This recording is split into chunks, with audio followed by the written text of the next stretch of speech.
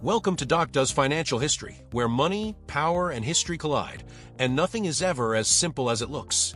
You arrive in New York City on a cold October morning in 1907.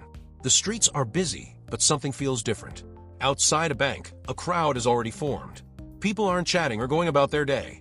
They're standing still, tense, waiting. Inside, the clerks are moving faster than usual. Drawers are opening and slamming shut. Cash is being counted again and again. Then someone pushes to the front. "I want all my money. Now." It only takes a few seconds. Another voice joins. Then another. Within minutes, the line turns into a surge. People press forward. Panic spreads. Word travels faster than the truth ever could. The bank might not have enough money. By the end of the day, it's not just one bank. It's the entire financial system. And in a country with no central bank, no safety net, and no clear leader, everything begins to unravel. The fragile system no one noticed. In 1907, the United States looked strong on the surface. Industries were booming. Railroads stretched across the country. Cities were growing fast. But underneath, the financial system was dangerously fragile. There was no Federal Reserve. No institution designed to step in during a crisis.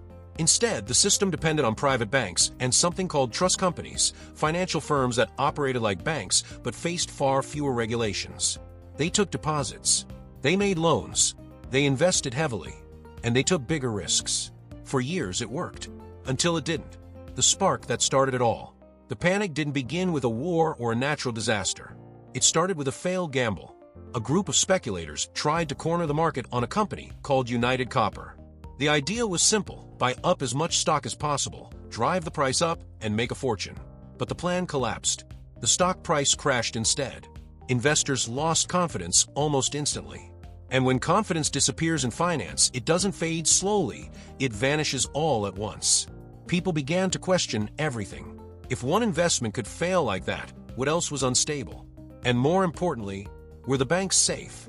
When fear becomes contagious, that question triggered something far more dangerous than the failed scheme itself. Fear. Depositors rushed to withdraw their money. They didn't want to wait and find out if their bank would survive. But banks weren't built for that. They didn't keep all deposits in cash. Most of the money was tied up in loans and investments. So when too many people showed up demanding their savings at once, the system started to crack. Trust companies were hit first. Then traditional banks. Then the stock market began to slide. The crisis was spreading, and fast. A country without a lifeline. Today, if a major bank starts to collapse, central banks can step in. They can inject money, stabilize markets, and restore confidence. But in 1907, there was nothing. No Federal Reserve. No emergency backstop. No coordinated response.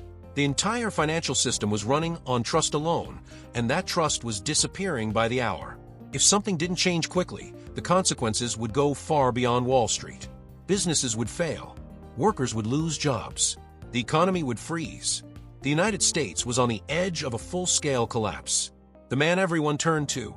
At the center of this crisis was a man who held more financial influence than anyone else in the country. John Pierpont Morgan. At 70 years old, he wasn't just a banker, he was a symbol of stability. Over decades, he had financed railroads, rescued failing companies, and built a reputation for decisive action. More importantly, people trusted him. And in a moment when trust was the most valuable thing in the world, that made him the most powerful man in America. Turning a library into a war room, Morgan didn't hesitate. As panic spread, he called the most powerful bankers in New York to his private library. Once they arrived, the doors closed. No one left. Inside that room, Morgan began analyzing the crisis piece by piece. He reviewed financial statements, assessed risks, and identified which institutions were worth saving. Because not all of them were. Some were too weak, too exposed, too far gone. And Morgan understood something critical. Saving the system didn't mean saving everyone. It meant saving the right ones. Choosing who survives. One of the biggest threats during the panic was the collapse of major trust companies. These institutions had grown rapidly, but their lack of regulation made them vulnerable. When depositors started pulling money out, they couldn't keep up. One of the largest, the Trust Company of America, became the center of attention. Crowds gathered outside its doors, demanding their money. If it failed, the panic could spiral out of control. Morgan took his time. He sent teams to inspect its finances. He studied its books carefully. Then he made his decision. It would be saved. He organized a group of bankers to provide emergency funding, injecting millions of dollars to keep the company afloat. That move alone helped slow the panic. But the crisis wasn't over. The stock market on the brink. Even as banks were being stabilized, the stock market was collapsing. At the time, trading depended on short-term loans known as call money. Without these loans, traders couldn't operate. And during the panic, that money disappeared. No one wanted to lend. The risk was too high. Without intervention, the New York Stock Exchange could shut down entirely. So Morgan stepped in again. He gathered leading banks and convinced them to provide $25 million in emergency funds to keep trading alive. It was a massive risk, but it worked. The market stayed open. Confidence slowly began to return, forcing unity in a crisis. Not everyone was willing to help. Some bankers wanted to protect their own institutions instead of contributing to the rescue effort. Morgan saw this as a threat to the entire system. So he took an extreme step. He locked them in the room. They weren't allowed to leave until they agreed to support the plan. Hours passed. Pressure built. The situation outside grew worse. Eventually they gave in. Funds were released. Support was secured. And the system held together, just barely. A crisis that changed everything. By November, the worst of the panic had passed. Banks stabilized. Withdrawals slowed.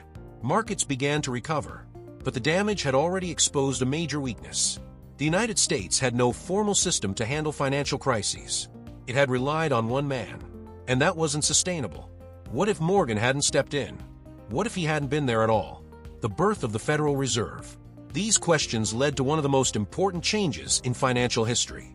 In 1913, the United States created the Federal Reserve System, a central bank designed to prevent exactly this kind of crisis. Its role was clear: provide liquidity in emergencies, stabilize the banking system, maintain confidence in the economy. In other words, it became a permanent version of what Morgan had done in 1907. But this time, it wasn't left to a single individual. The bigger picture. The panic of 1907 wasn't just a financial event. It was a turning point. It showed how quickly fear can spread, how fragile trust really is, and how interconnected the system had become. A failed stock scheme led to bank runs. Bank runs led to market collapse. And the entire economy nearly followed. All because confidence disappeared.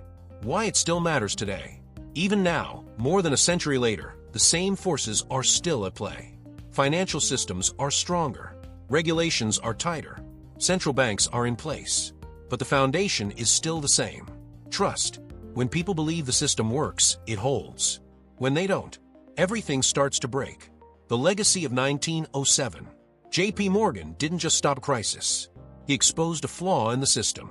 A flaw that forced the United States to evolve. For a brief moment, one man acted as the entire financial safety net of a nation. And while that moment passed, the lesson remained. Because in the end, the panic of 1907 wasn't just about money. It was about what happens when confidence disappears and how much it takes to bring it back. If you found this story insightful, make sure to like, share, and subscribe for more deep dives into the forces shaping our world. And until next time, stay curious.